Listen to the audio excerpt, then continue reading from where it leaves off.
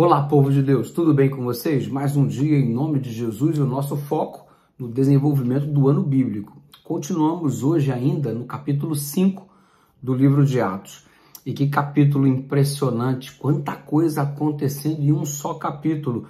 Nós já verificamos ontem a morte de Ananias e Safira por conta da mentira promulgada diante de Deus e diante das pessoas. Mas pulando essa parte, a continuidade do capítulo dá-nos uma ideia de quão poderosa estava a igreja revestida do Espírito Santo. Vocês se recordam que eles permaneceram em Jerusalém, foram revestidos de poder e desde então a marcha da igreja não é impedida por absolutamente nada. Muito pode a igreja dirigida pelo Espírito do Senhor. Então o que precisamos como igreja? O poder do Espírito Santo. E você percebe que quando a igreja se une, milagres acontecem. Através dos apóstolos, as pessoas eram curadas, os demônios eram expulsos, milagres estavam acontecendo. Uma igreja unida, revestida do poder do Espírito Santo, é o ideal para qualquer comunidade. Igreja unida e revestida do poder do Espírito Santo. Família unida, revestida pelo poder do Espírito Santo. Este deve ser o nosso ideal de vida como igreja, estarmos unidos. E lembre que unidade na diversidade. Unidade não significa uniformidade, mas é unidade na diversidade.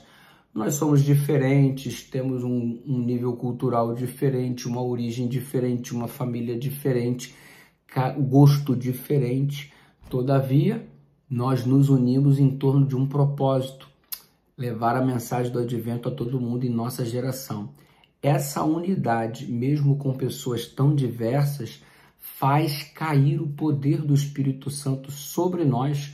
O Espírito Santo e a unidade da igreja são duas coisas fundamentais e trabalham em harmonia. E não é que acontece um primeiro que o outro, é assim concomitantemente. Se você tem o Espírito Santo, você está unido. Se você está unido, você recebe o Espírito Santo.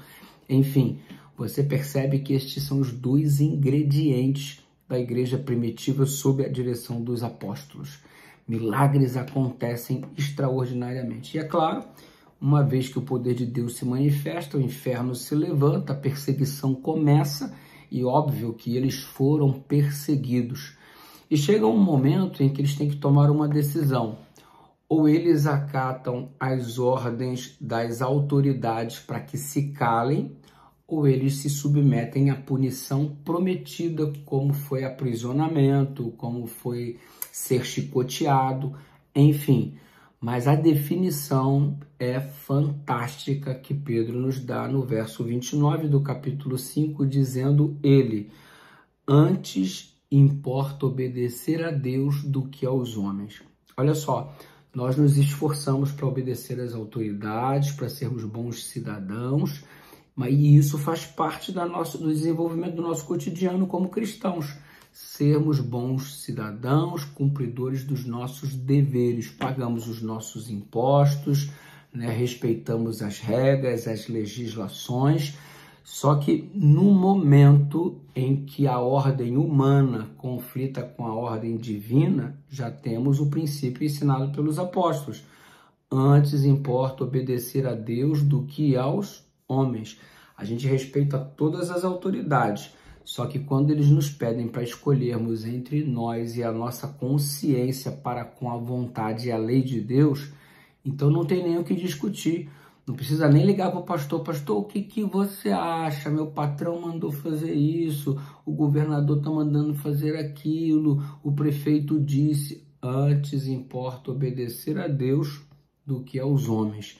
Enquanto a ordenança governamental está em harmonia com o que Deus nos pede, seguimos em frente. Mas no momento em que se chocam, temos que fazer uma escolha. O que você escolhe? Obedecer o governador do universo ou obedecer o governador da terra? Enfim, cada um que tome a sua própria decisão. Pedro e os demais apóstolos já haviam se posicionado. Antes importa obedecer a Deus do que aos homens. Isso lhes trouxeram consequências assim nada agradáveis. Foram perseguidos. Não é fácil obedecer a Deus, razão pela qual Jesus disse que o caminho é estreito, tem dificuldade sim. E óbvio, se você não está incomodando Satanás, ele não vai perseguir você. E quando você está sendo servo fiel do Senhor, o inferno se levanta contra você. E é possível que você sofra um pouco.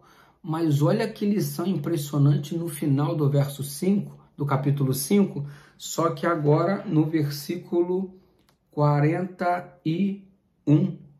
Os apóstolos saíram dos sinédrios alegres por terem sido considerados dignos de sofrerem por causa de Cristo.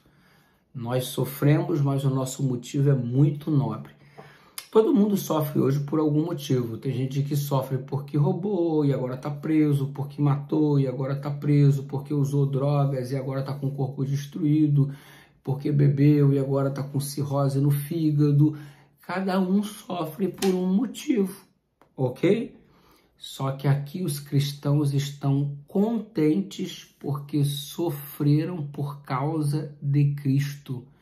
Um privilégio para mim sofrer pelo motivo correto. É uma perspectiva diferente do sofrimento, mas óbvio, muito importante e adequado para a nossa vida. E para você, o que mais importa, obedecer a Deus ou aos homens? E se você está sofrendo por amor a Cristo, isso alegra o seu coração ou lhe faz ter o desejo de desistir da carreira cristã? Responda isso para você mesmo e procure mais intimidade com o Senhor neste dia. Graça e paz. Amanhã tem mais. Um beijão no seu coração. Tudo de bom para você.